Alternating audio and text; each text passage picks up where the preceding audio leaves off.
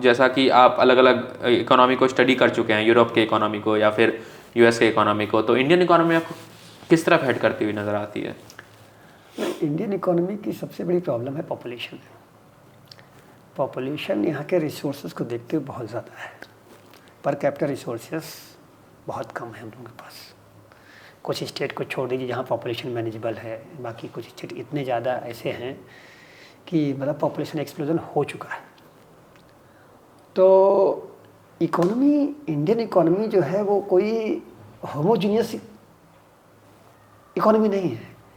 जो बिहार है वो केरला नहीं है, और केरला गुजरात नहीं है। हाँ एग्जैक्टली, हाँ बिल्कुल। तो अगर हम कहें कि इंडियन इकोनॉमी, तो इंडियन इकोनॉमी एज सच कोई ऐसी चीज़ नहीं है। इंडियन इकोनॉमी के अंदर भी बहुत सारी इकोनॉमी है। प्लानिंग हाँ ज़रूर ऐसी होनी चाहिए कि इकोनॉमी, कंट्री की इकोनॉमी एज ए होल, और इसमें क्या है कि सेंटर और स्टेट के जो रिलेशन है बहुत अच्छे होने चाहिए।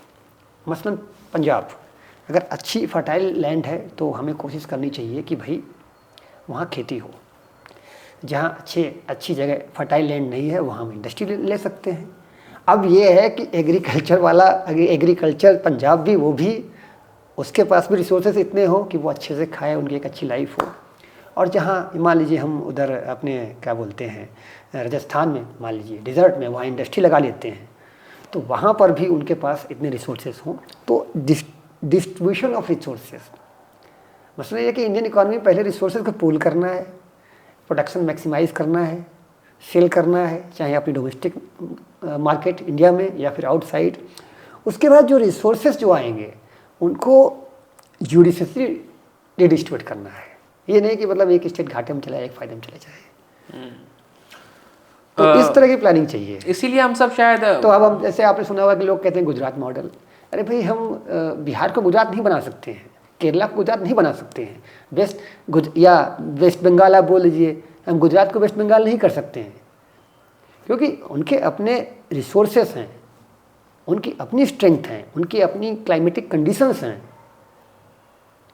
और उसी के हिसाब से जो बेस्ट पॉसिबल है वो हमें वहाँ करना है। मतलब जो क्लाइमेटिक कंडीशंस हैं और आपके जो स्टेट्स की स्ट्रेंथ हैं, उनकी जो वहाँ के रिसोर्सेस हैं, उसके हिसाब से हमको जो है जो आपकी रेवेन्यूज़ हैं उनको डिस्ट्रीब्यूट करना होगा। जैसे अभी ऑलरेडी इशू चल रहा है जीएसटी को लेके जो स्टेट के कंसर्न थे वो काफ़ी हद तक जो है वो देखने को मिल रहे हैं।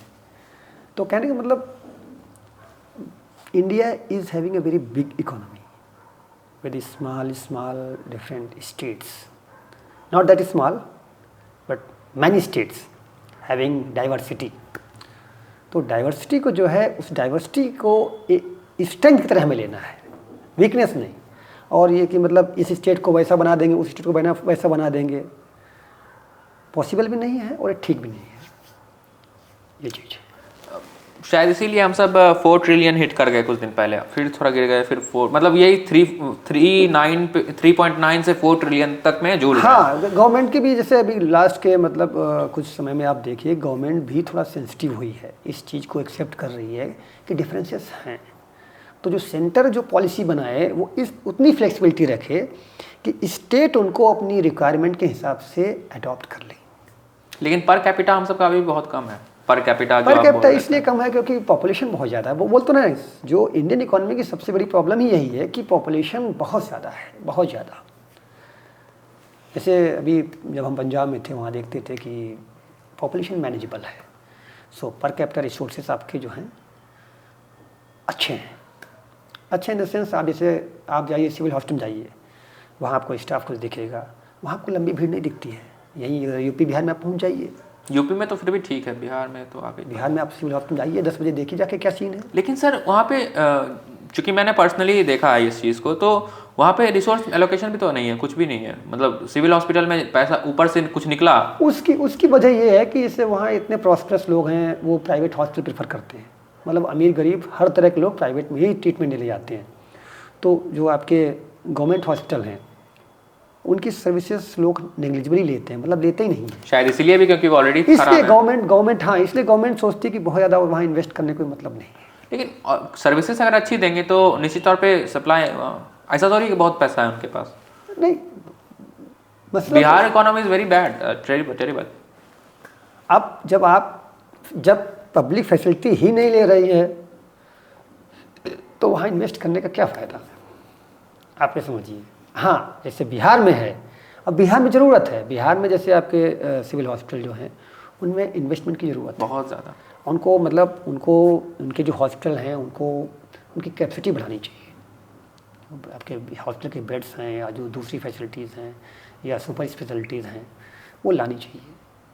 तो कहने का मतलब ये कि अगर population is our weakness, earlier it used to be strength.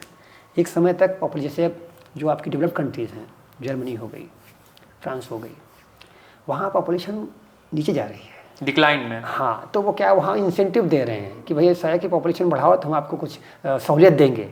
और यहाँ इंडिया में क्या है कि सिंगल गर्ल चाइल्ड रखो भाई, इंसेंटिव देंगे। पर्पस क्या है कि पॉपुलेशन थोड़ी कम होगी और जेंडर रेशियो भी फेवरेबल आएगा, तो दो पर्पस एक साथ सॉल्व हो जाएंगे। वहाँ का सीन अलग है, यहाँ का सीन अलग है। यहाँ का सीन अलग है। बहुत सारे, जैसे कि इंडियन गवर्नमेंट्स के बारे में हम सब बात कर रहे थे, तो बहुत सारे स्कीम्स हैं, हम सब स्कीम्स के बारे में पढ़ते भी अपने कोर्स करिकुलम में, जैसे मेक इन इंडिया है, शायद स्टार्टअप इंडिया है। उन चीज़ों को आप किस तरह से देखते हैं, उन चीज़ों को कैसे आप लेते हैं? नहीं, स्कीम तो हैं, स्कीम पहले से भी हैं, काफ़ी लंबे समय से चल रही हैं। जैसे गवर्नमेंट सपोर्ट है जो आपके जो स्टार्टअप या एंटरप्रेन्योर के लिए। हाँ, अभी इतना ये ज़रूर हो गया है कि पब्लिसिटी उनकी अच्छी होने लगी है, कुछ नई स्कीम भी आ रही हैं, अच्छी चीज़ है। और रही बात एक्सेसिबिलिटी की, एक्सेसिबिलिटी अभी तक उतनी ईजी हुई नहीं है, वो ज़रूरी है। मतलब जब आप सपोर्ट दे रहे हैं तो सपोर्ट लेने के लिए आप तक, जैसे आप मान लीजिए आप कोई गवर्नमेंट ऑफिस है, अब वहाँ चाहते हैं कि आप जो हैं जो एंटरप्रेन्योर हैं या जो लोग नया बिजनेस को शुरू करना चाहते हैं वो आप तक आएँ सपोर्ट लेने के लिए, बजाय इसके कि आपका सपोर्ट वहाँ तक पहुँच जाए। वो चीज़ न पहले थी ना आज है। जब तक वो चीज़ नहीं आएगी उसका कुछ खास फ़ायदा नहीं है कि मतलब वो आप तक चल के आए, नहीं। सपोर्ट एट डोर स्टेप, जो एंटरप्राइज़ है या कोई बिजनेस शुरू कर रहा है उस तक पहुँचे। अगर आपको फाइनेंशियल असिस्टेंस देनी है उसके अकाउंट में जाए, अब वो उसके अकाउंट में जाए इसके लिए वो 4 चक्कर लगाए ऑफिस के दफ्तर के, तो बात तो वही हो। एक्सेसिबिलिटी बढ़ाने की ज़रूरत है। रीच डायरेक्ट, मतलब आपका सपोर्ट जो है हैजल फ्री होके, मतलब जो आपके बेनिफिशियरी हैं उन तक पहुँचे, वो आप तक ना आए, आप उन तक पहुँचे।